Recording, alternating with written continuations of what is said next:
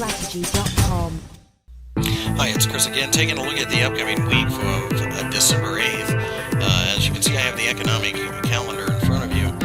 And as we go into the 8th, you can see that there really isn't a whole lot going on. German industrial production coming out, anticipated to be at 0.2 month over month. And then beyond that, really, Monday's going to be fairly quiet. As we go into Tuesday, we get manufacturing production month over month.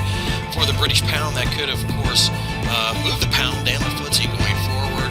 And then later we have CPI out of China, which is a year-over-year number, and that is going to affect the general risk appetite of the markets overall. After all, the more that China rises in economic strength, the more that the world's economy seems to be doing better. So look at a lot of stock markets to react to that.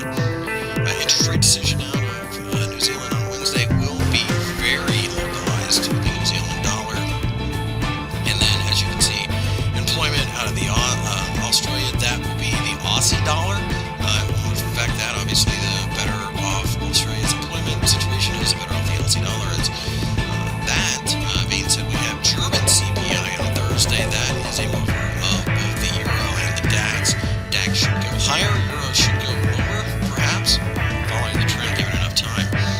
Retail sales month over month comes out in the United States on Thursday as well. That is a mover of the U.S. stock markets and the U.S. dollar. And then finally on Friday, we have industrial production out of China. That's a pretty big deal, as it will suggest how the world's economy is doing. We have industrial production out of Europe, which is also relatively big. And then we have PPI month over month out of the United States. Should be a stock market moving event in the U.S. indices. With that, let's take a look at a few charts.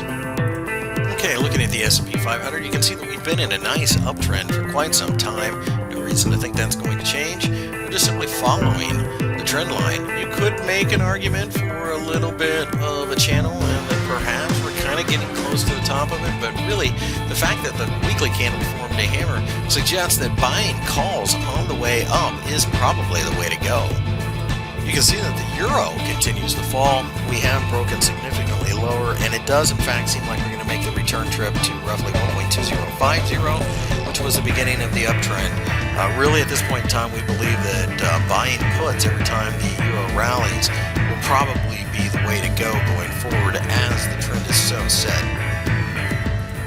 The FTSE formed a hammer as well, just like the S&P 500 did, except for this time it was the second week in a row. With that, it tells us that the market is in fact going to try to go higher, and we believe that a break at the top of the hammer sends this market looking for 6,900, and then possibly much higher. We believe that buying calls is the only thing you can do in this particular market.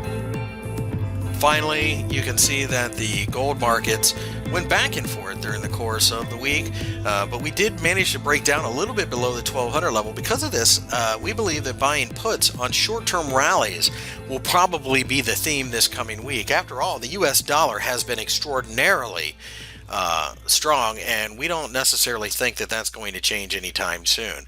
And with that, we've taken a look at the upcoming week of December 8th.